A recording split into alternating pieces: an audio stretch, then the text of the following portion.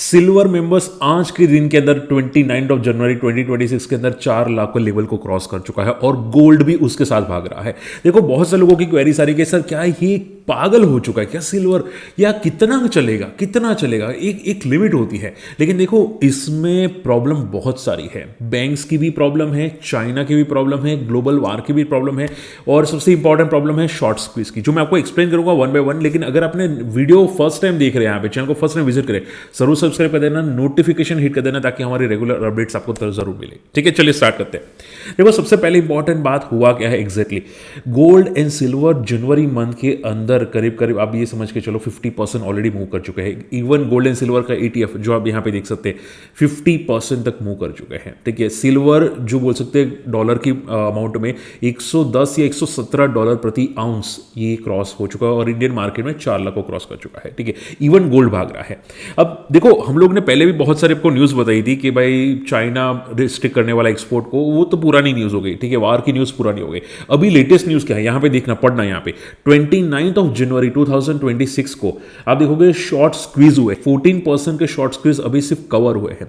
अब देखो short squeeze होता क्या है, बहुत से लोग क्या करते हैं कि स्टॉक को या कम्युनिटी को मैनिपुलेट करने की कोशिश करते हैं। ठीक है, और मान लो बहुत ज़्यादा भाग जाता है तो ऊपर से शॉर्ट करना स्टार्ट करते हैं। शॉर्ट यानी कि भाई उनको लगता है कि भाई यहाँ एक टॉप बन गया और यहाँ से अब ये गिरेगा। बहुत सारे बड़े प्लेयर्स होते हैं, बैंक्स होते हैं, JP मॉर्गन जैसी बड़ी कंपनीज होती है, तो वो क्या करते हैं टॉप से शॉर्ट करते हैं। आई एम श्योर काफ़ी लोगों ने भी किया होगा, सिल्वर को शॉर्ट किया होगा कि भाई बस इसका फ्यूल खत्म और अब यहाँ पे हम लोग सेलिंग करना चालू कर देंगे। क्या करते हैं क्वांटिटी बेच देते हैं, अगर उनके पास नहीं है वो भी बेच देते हैं, बोलते हैं शॉर्ट्स। ठीक है, अब होता क्या है कि वो जो लेवल से बेचते हैं उससे और भाग जाता है और ऊपर चला जाता है, उनको नुकसान होना स्टार्ट हो, उनकी वजह से उनकी जो एंट्री होती है वो यहाँ पे लॉस बतानी स्टार्ट होती है। तो अगर आप ध्यान से देखोगे तो वो जो लॉसेस होते हैं ना वो सिर्फ 14% कवर हुए हैं, यानी कि अभी भी इतना अमाउंट का बहुत सारे लोगों ने शॉर्ट किया है सिल्वर को, बड़े प्लेयर्स ने, फॉरेन प्लेयर्स ने, कि भाई वो ट्रैप हो चुके हैं और उसकी वजह से उन्होंने जो पोजीशन कट की है उसकी वजह से और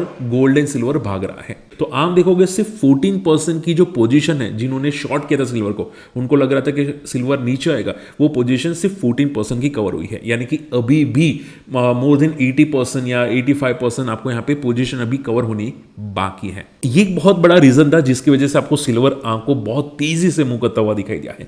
अब देखो ये न्यूज़ जेन्युइन दिखाई दे रही है, आप देखोगे याहू फाइनेंस के अंदर यहाँ पे पब्लिश होती हुई दिखाई दी है, यानी कि शॉर्ट स्क्वीज हुए हैं। अब ये जो शॉर्ट स्क्वीज हुए हैं वो कहाँ पे हुए हैं एग्जैक्टली, तो आप देखोगे आई एम श्योर जैसे कि इंडिया में M6 में ट्रेड होता है, वैसे ग्लोबल मार्केट में NYMX या कॉमेक्स में गोल्ड एंड सिल्वर ट्रेड होता है, तो वहाँ पे शॉर्ट आपको ज़्यादा दिखाई दे रहे हैं। और ये आज की न्यूज़ है जिसकी वजह से सिल्वर बहुत तेज़ी से भागता हुआ दिखाई दिया और 117 को क्रॉस किया है। अब देखो इसके अलावा क्या है, तो JP मॉर्गन ने आप देखोगे यहाँ पे जो शॉर्ट स्क्वीज होते हैं, यानी कि जिन्होंने ज़्यादा शॉर्ट किया होता है कि इससे ऊपर नहीं जाएगा, तो अब बहुत सारे अपनी पोजीशन कवर करते हैं तो उसकी वजह से और भाग रहे हैं। तो माना ये जा रहा है कि वो $500 तक भी जा सकता है। सोचो $500, मतलब अभी सिल्वर सिर्फ $117 पे है, बोल रहे $500, मतलब आप सोचो इंडियन मार्केट में कहाँ जाके रुकेगा, आप समझ। अब देखो इसका मीनिंग नहीं है कि भाई आप गोल्ड एंड सिल्वर में तगड़ी एंट्री कर लें, ये मुझे कोई रिकमेंडेशन नहीं दे रहा। ठीक है, आपको सिर्फ ये समझना चाहिए न्यूज़ एंड रूमर्स आ रहे जिसकी वजह से भाग रहा है। और हम लोगों ने बहुत बार देखा है कि न्यूज़ एंड रूमर्स को देख के और स्टॉक्स या हो जाता है, कम्युनिटी हो जाती है, वो और मूव करना स्टार्ट करता है। तो ये बेसिक अभी के लिए न्यूज़ एंड रूमर्स आते हुए दिखाई दिए, जिसकी वजह से माना जा रहा है कि भाई ये $500 तक भी सिल्वर जाता हुआ आपको दिखाई दे सकता है। अब इसका इंपैक्ट क्या पड़ेगा, ध्यान से समझो। अब सिल्वर सबसे ज़्यादा यूज़ होता है यहाँ पे सोलर पैनल्स के अंदर, solar companies, I am sure आपने बहुत सारी इंडियन सोलर कंपनीज देखी होगी, तो वहाँ पे अगर आप ध्यान से देखोगे तो 29% का जो प्रोडक्शन कॉस्ट होता है वो बढ़ता हुआ दिखाई देता है सोलर कंपनीज के अंदर। सोचो, तो भाई अगर प्रोडक्ट महंगा हो जाएगा तो डेफिनेटली या तो वो लोग या तो वो महंगे में बेचेंगे, मार्जिन को मेंटेन रखेंगे, या फिर मार्जिन कट कर देंगे। तो सबसे तगड़ा जो इम्पैक्ट पड़ेगा ना वो solar panel companies, renewable companies को पड़ेगा, फिर ज्वेलर्स को पड़ेगा कि अगर इतनी हाई प्राइस है तो कौन ज्वेलरी लेने आएगा। तो ये सब बहुत तगड़े इम्पैक्ट्स आने वाले हैं। और ऐसा नहीं सिर्फ सिल्वर एंड गोल्ड भाग रहे हैं, कॉमोडिटीज जितनी भी है, कॉपर हो गए, मेटल्स हो गए, वो सब भाग रही है।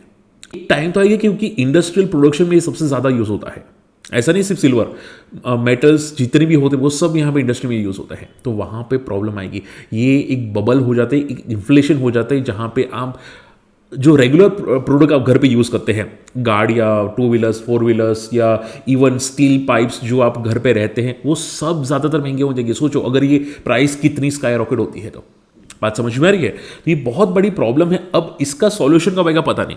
तो आप यहाँ पे एक डेटा पढ़ सकते हैं जो मैं यहाँ पे बताना चाह रहा हूँ, और ये डेटा ऑफिशियल आता हुआ दिखाई दिया है, जहाँ पे आप देखोगे टोटल 8 बैंक्स थी जिन्होंने करीब करीब 2008 से लेके 2000 से लेके 2025 तक यहाँ पे कमोडिटीज़ को, मेटल्स को मैनिपुलेट किया है, इसमें बबल क्रिएट करने की कोशिश की है, और उन पे फाइन भी लगा है। आप यहाँ पे पढ़ सकते हैं। तो 8 बैंक्स पे करीब 1.3 बिलियन का फाइन लगा है, ठीक है, जिसमें JP Morgan, HSBC, Dutch bank, UBS जैसी बड़ी बड़ी बैंक्स आपको आती हुई दिखाई देती है। सोचो मैनिपुलेट करते हैं, वो भी ग्लोबल बैंक्स। इंडियन मार्केट में होते तो भाई यहाँ पे मार्केट में तो है ही भाई, यहाँ पे पकड़ने के लिए भाई कौन मैनिपुलेट करे उसको पकड़ लो।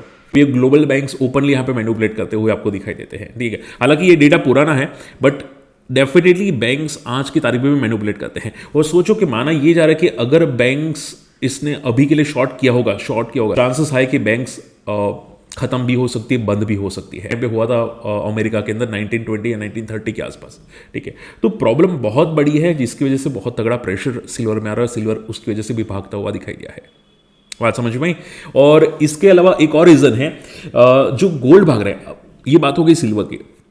अब जो गोल्ड भाग, वो चाइना जो है वो US के जो रिजर्व्स होते हैं, डॉलर रिजर्व्स होते हैं, ठीक है, उसको कम करके यहाँ पे गोल्ड में इन्वेस्ट कर रहा है। और ये कब कर रहा है, कब से कर रहा था? 2023 एंड से, दिसंबर से। तब से ये गोल्ड की प्राइस आपको मोमेंटम करती हुई दिखाई दी।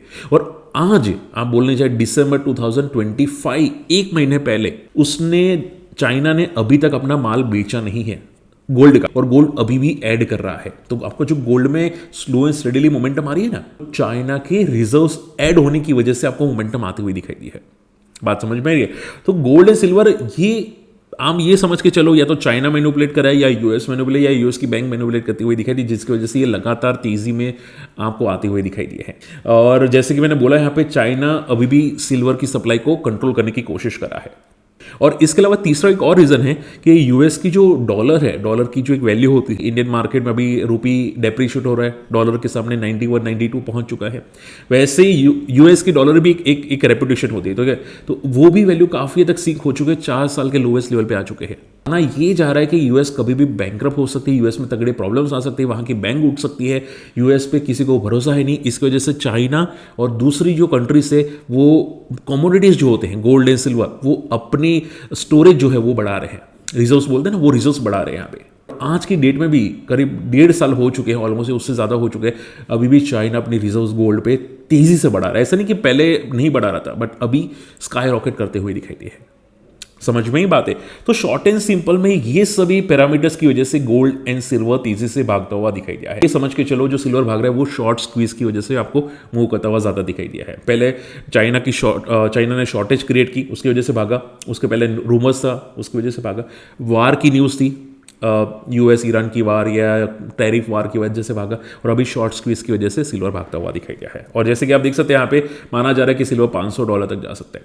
हालांकि देखो, कॉशियस बहुत रहना पड़ेगा, क्योंकि ये जब भी शॉर्ट स्क्वीज खत्म होगी ना, हमेशा हम लोगों ने देखा कि भाई प्राइस एकदम खतरनाक डुबकी मारते हैं, ठीक है। तो ये बात भी आपको ध्यान में जरूर रखनी पड़ेगी।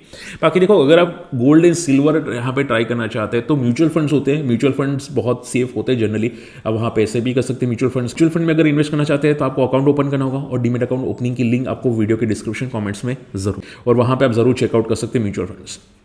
ओके, बाकी वीडियो कैसा लगा मुझे जरूर शेयर कीजिएगा, कमेंट कीजिएगा, और ऐसी इन्फॉर्मेशन के लिए वीडियो जरूर शेयर कीजिएगा। चैनल सब्सक्राइब कीजिएगा। मिलते हैं अगले वीडियो में, बाय।